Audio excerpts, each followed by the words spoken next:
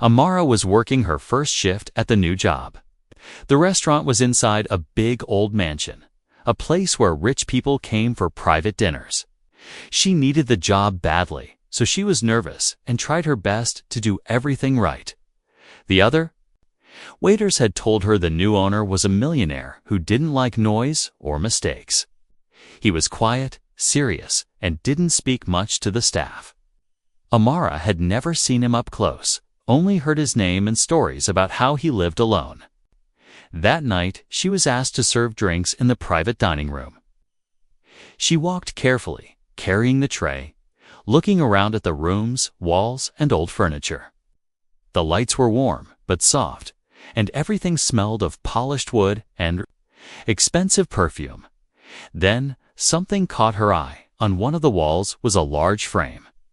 She turned her head for just a moment, and her heart almost stopped beating. It was a photo of a little girl, maybe 6 or 7 years old. The girl had a wide smile, 2 front teeth missing, and her hair was tied in 2 small braids. She was wearing a pink dress. Amara froze in her steps, the face in the picture. It was her own. Her chest felt tight. Her hands started to shake so much that the glasses on her tray almost fell. It wasn't just someone who looked like her, it was her. She remembered that dress. Her mother had made it for her when she was little. She remembered wearing it to a small community party. She even remembered the photo being taken. But that was many years ago, in a different place. How could this picture be here, hanging in a millionaire's private dining room? Amara tried to calm herself. She forced her legs to keep moving and place the drinks on the table, but her mind was spinning. She wanted to stare at the photo longer, to see if there was anything else in it, but she didn't want to be caught. Looking, she kept her eyes down, afraid someone would notice her strange expression.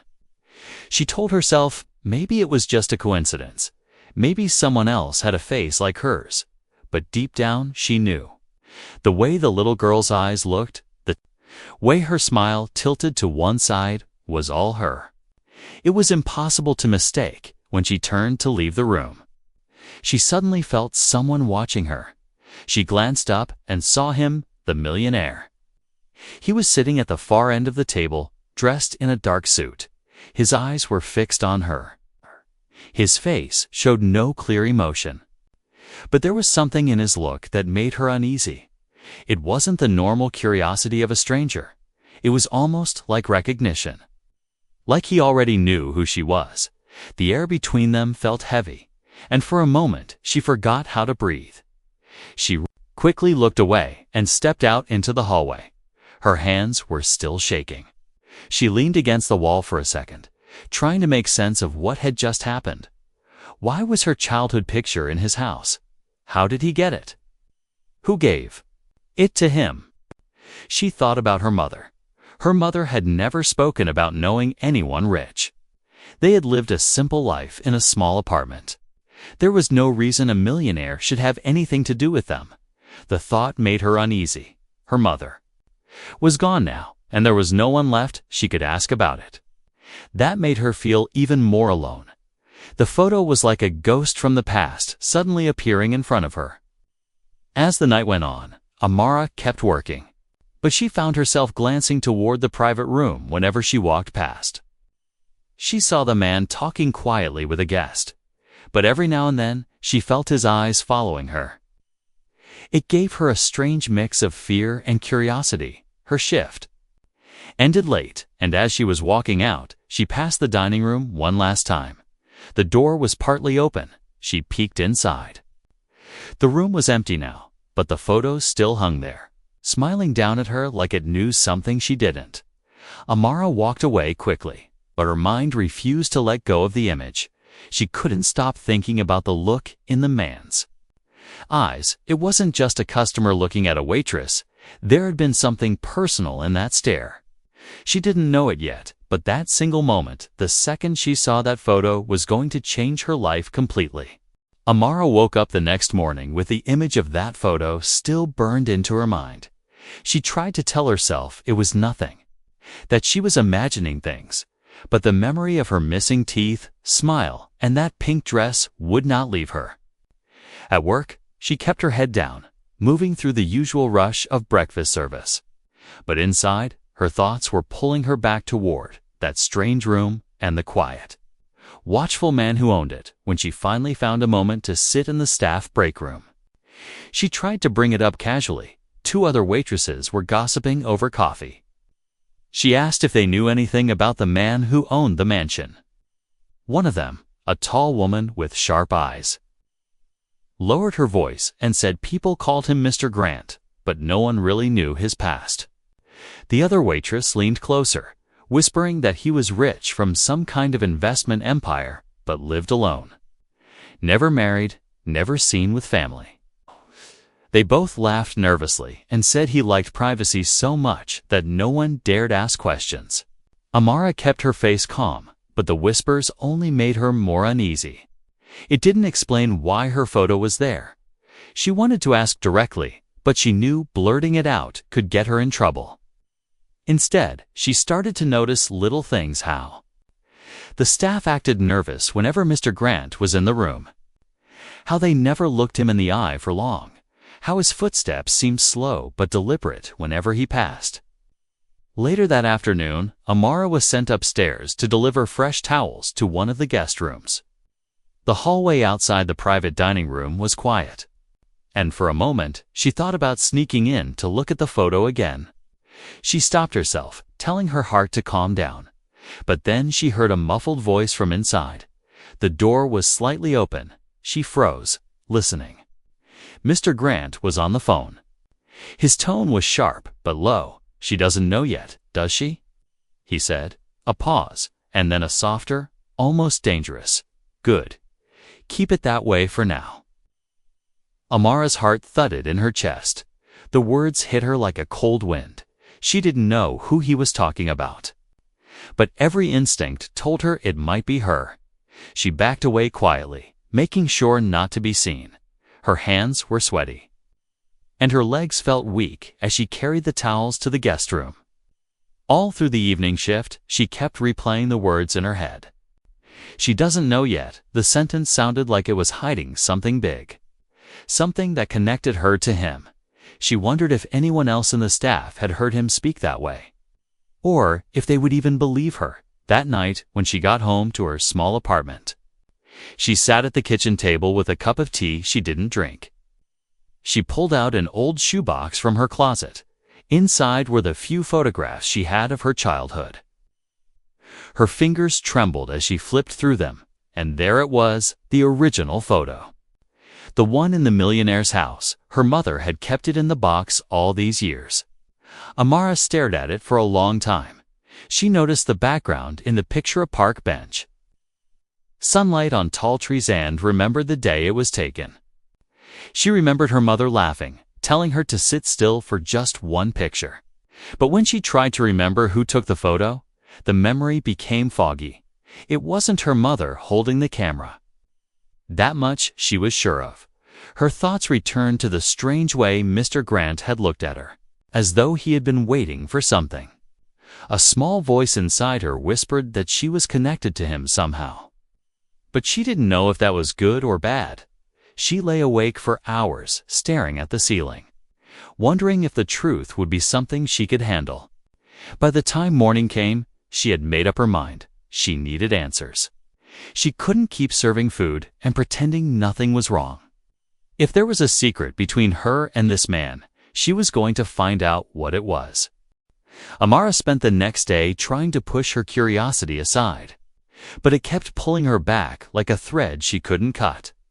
Every time she thought of that photo, the pink dress, and Mr. Grant's strange words, a knot formed in her chest. She knew the only person who might have answers was no longer alive, her mother, but maybe there were still pieces of the past she could find. After her shift, instead of going home, she took a bus to the neighborhood where she had grown up. It had been years since she'd walked those cracked sidewalks. The houses looked smaller now, older, with paint peeling from the walls. Children played in the street, just like she used to. The smell of fried chicken from a corner shop brought back a rush of memories. She stopped in front of an old brick house. The door creaked open before she even knocked, and an elderly woman with warm eyes stepped out. It was Mrs. Coleman, the neighbor who had often watched her when her mother was at work. Amara smiled, but there was a heaviness in her voice when she asked if they could talk. They sat on the porch with cups of sweet tea. The afternoon sun was low, casting a golden glow on the steps. Amara told her about seeing the photo in the mansion and how it matched one from her childhood. Mrs. Coleman's face grew thoughtful. She tapped her fingers on the armrest before speaking. "I remember something," the old woman said slowly. "One day, when you were maybe 5 or 6, a man came to see your mama. He was tall, dressed sharp, but his eyes, they had sadness in them." Amara leaned forward, her heart quickening. "What happened?" "They spoke in the kitchen. Real quiet," Mrs. Coleman said. "I couldn't hear much. But I know he was upset. When he left, he didn't say goodbye. But before he went out the door, he looked at you, standing there with your braids and that pink dress, like he wanted to say something but couldn't." The words sent a shiver through Amara. She asked if Mrs. Coleman remembered his name. But the old woman shook her head. "Your mama never told me. And after that day, I never saw him again." Amara's thoughts spun. Could that man have been Mr. Grant? If so, why hadn't her mother ever told her? Was she hiding something, or protecting her from something? The conversation left Amara with more questions than answers. As she rode the bus back to her apartment, she replayed the story in her mind, the way Mrs. Coleman described his eyes. It matched the way Mr. Grant had looked at her the night she saw the photo. At home, she sat in the dark, staring at the photograph again. She noticed something she hadn't before in the blurred background. There was a man's shadow, just tall enough to fit the memory. She wondered if the shadow was his. And if he had kept this picture for all these years, her chest felt heavy, a mix of fear and longing. If this man had been connected to her family once, why had he disappeared? And now that he was back, what did he want from her? The next morning, Amara walked into work with a new kind of determination. She didn't know how yet, but she was going to find out the truth, even if it meant looking in places she wasn't supposed to, even if it meant confronting the man who might hold the answers she'd been missing her whole life. The day moved slowly, every tick of the clock dragging Amara closer to the moment she had decided on. She had spent the whole morning telling herself to stay calm, but her stomach felt tight. By late afternoon, one of the senior staff told her that Mr. Grant had requested her to serve him personally in the private dining room that evening. The words made her freeze for a second. He had never requested her before. When the time came, she dressed carefully in her uniform, smoothing the wrinkles and tying her hair back neatly. She walked to the dining room with the tray in her hands. Her footsteps sounded louder than usual against the polished floor. When she entered, Mr. Grant was already seated at the head of the table. The room was dim, lit only by the soft glow of a chandelier. He didn't look up at first, just gestured for her to pour the wine as she set the bottle down. He said quietly, "Sit for a moment." His voice wasn't cold, but it carried an authority that made it hard to refuse. Amara hesitated, then sat at the far end of the table. He leaned back in his chair, studying her with calm, steady eyes. "Tell me about yourself," he said. "Where you grew up. Your family." The questions made her cautious. She kept her answers short, not wanting to give away too much.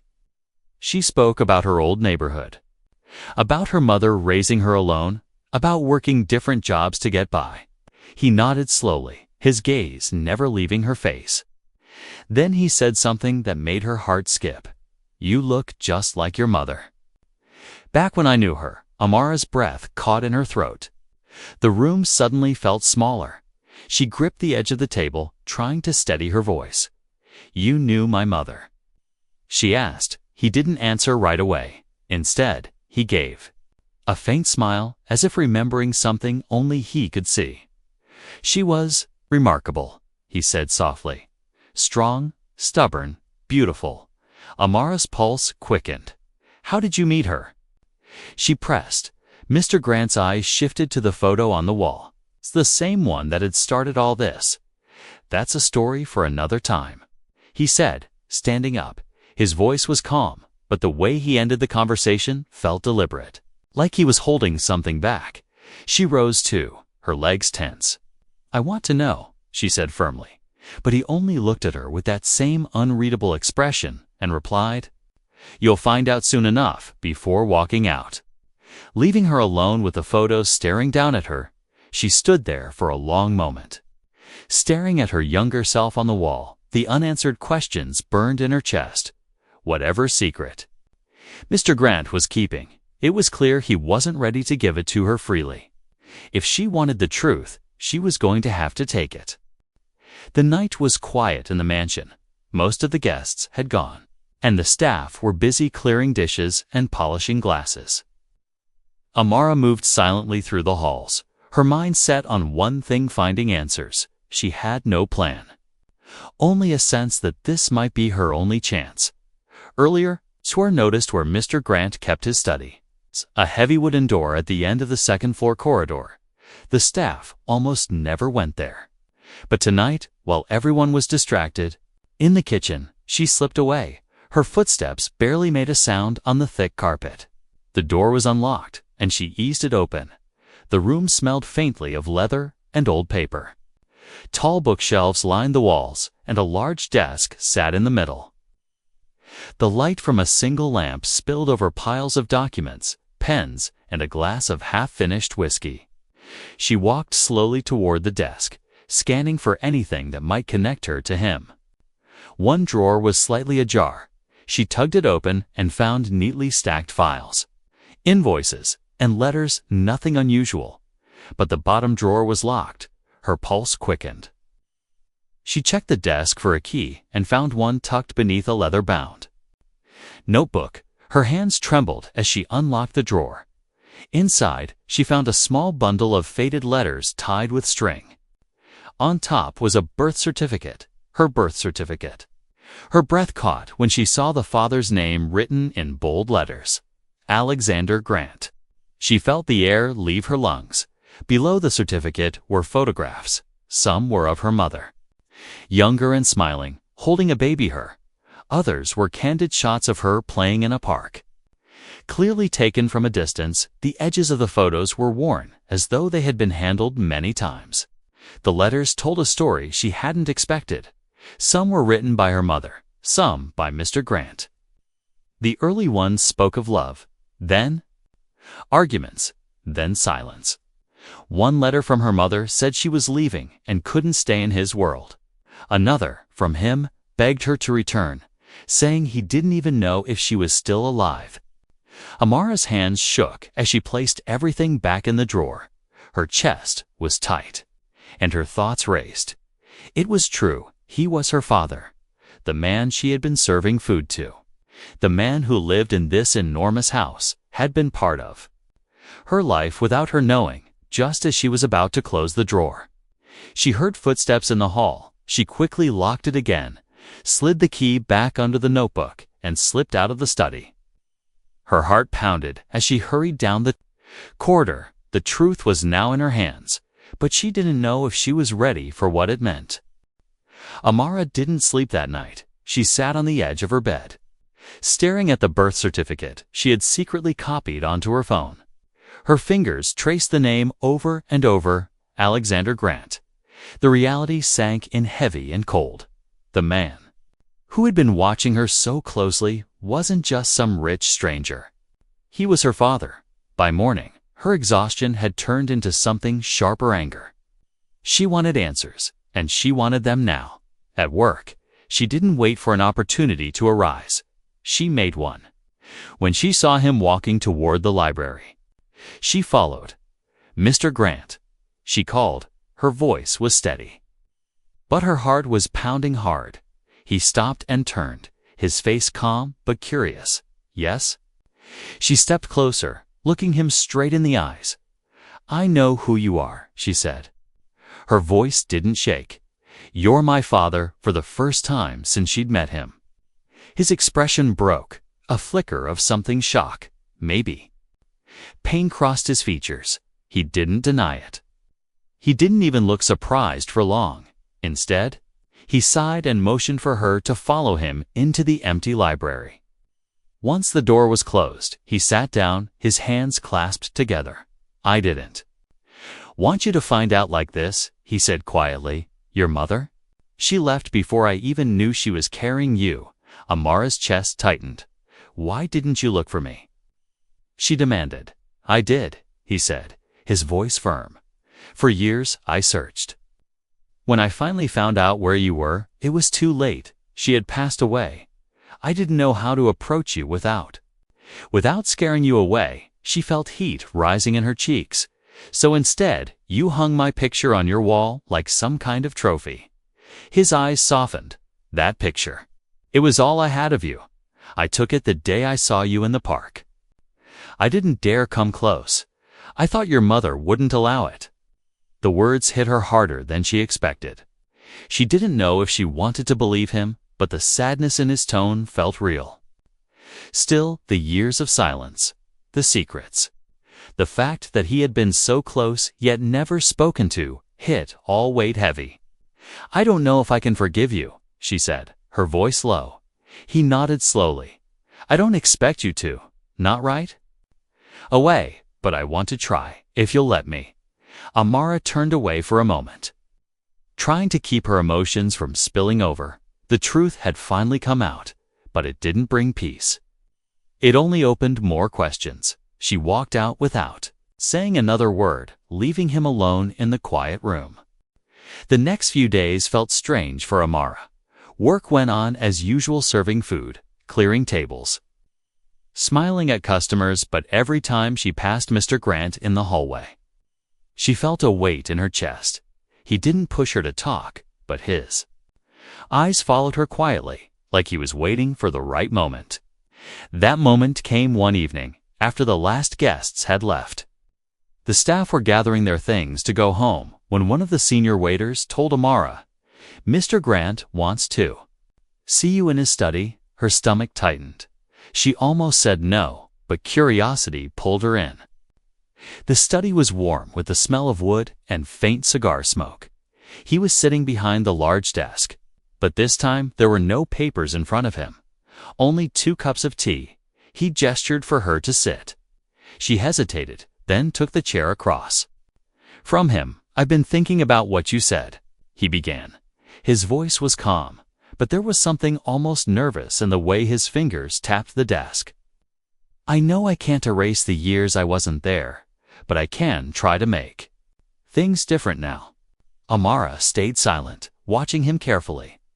"I want to help you," he continued. "Not just with money, though I can do that too. I can give you a place here, introduce you to people who can open doors for you. You don't have to struggle anymore." She let out a small, humorless laugh. "And what? I just forget you were a stranger my whole life." His eyes softened. "I don't expect you to forget. But maybe we can build something from here. I'm not asking for you to call me Dad tomorrow. I just want the chance to know you." Her heart was torn in 2 directions. Part of her wanted to slam the door on all of this, to protect herself from whatever this man's world might bring. But another part, the part that had grown up with so many unanswered questions, wanted to reach out and take the offer, if only to understand him. He leaned forward slightly. "I know trust doesn't come easy, so I'll leave the choice to you. If you walk away now, I won't stop you, but if you're willing, I'll be here." The room fell into silence. Amara stared at her hands, feeling the weight of the decision pressing on her. The thought of stepping into his world was terrifying. But the thought of never knowing the truth about him and about herself was even worse. Amara sat in her small apartment that night, the quiet pressing in around her. The tea he had poured for her still lingered in her memory, along with the way his voice softened when he said he wanted a chance. She turned the words over in her mind, weighing them against years of absence, unanswered questions, and the ache of growing up without a father. She thought of her mother, how hard she had worked, how fiercely she had protected her. Would her mother want her to shut the door on him, or to, at least, hear him out? There was no way to know for sure, but the photograph, the one from the mansion, kept flashing in her head, in that moment, frozen in time. She was just a little girl, unaware of the man watching from a distance. The next afternoon, she walked to the mansion with her heart pounding when the butler opened the door. She asked to see Mr. Grant. He appeared moments later, his expression calm but expectant. "I'm not here to forgive you," she said immediately. "But I'm not walking away either." For a second, something in his face eased. He nodded once. "That's all I can ask for." They began slowly, meeting in the afternoons after her shift. Sometimes they talked about her childhood, what she remembered, what he had missed. Other times, they said nothing at all. Just shared quiet moments over tea. It was awkward at first, but the more they spoke, the less heavy the air between them felt. One evening, weeks later, she found herself standing in the private dining room again. Her eyes went to the framed photograph on the wall. This time, she didn't feel the same shock or fear. She smiled faintly, realizing it wasn't just a reminder of the past anymore. It was also proof of how far things had come. Life hadn't magically healed, and trust would take time. But Amara knew one thing: she wasn't that little girl in the photo anymore. She was a woman who had faced the truth, and for the first time in years, she felt like she was stepping toward something new.